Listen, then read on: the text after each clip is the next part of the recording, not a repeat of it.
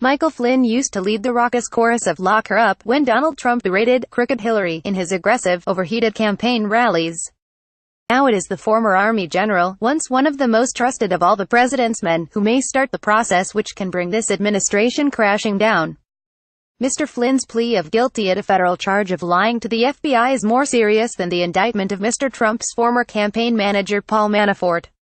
This is someone admitting to a felony who was no less than the National Security Advisor, privy to the most sensitive secrets, in a position to do grave damage to national security. Mr. Trump used to take Mr. Flynn to the intelligence, defense and foreign policy briefings he received from the CIA, FBI and the Pentagon while running for president. And, as National Security Advisor, Mr. Flynn would have direct access to the classified information when his man was in the White House.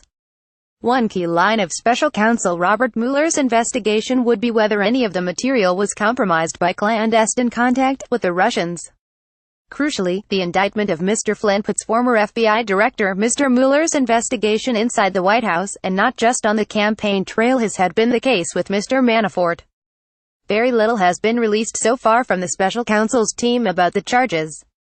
But the document does indicate that the investigation is focusing on how the former National Security Advisor's liaison with the Russian ambassador, Sergei Kislyak, could have influenced presidential policy.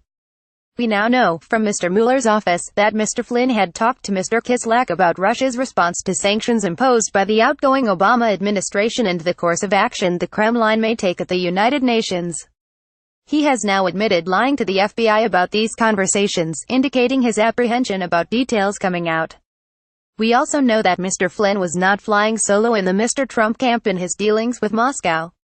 The prosecutors state that he called a senior member of the presidential transition team on the 29th of December last year after Mr. Kislyak had contacted him. The message Mr. Flynn was asked to pass on to the ambassador was that Moscow should not escalate the situation, with the obvious inference that they will receive something in return. The Russians duly obliged. Mr. Trump tweeted the next day, "Great move on delay by V. Putin. I always knew he was very smart."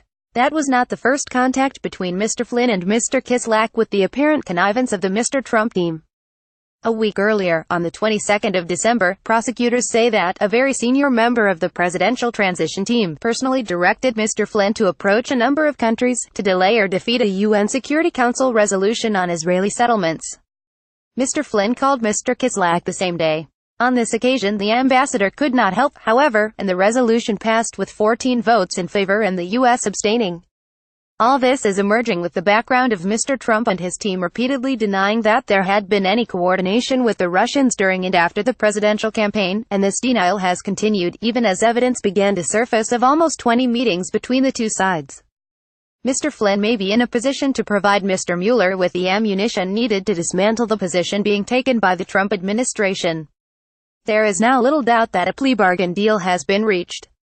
There was early notice of that last week when Mr. Flynn's legal team announced that it will no longer be cooperating with White House lawyers.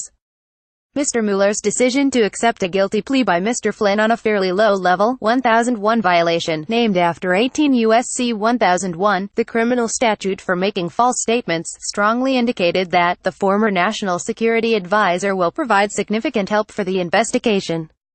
Defendants do not tend to get much credit for incriminating lesser targets, and Mr. Flynn's past closeness to Mr. Trump means that the potential targets for Mr. Mueller are Mr. Trump's senior officials, members of his family, or the president himself.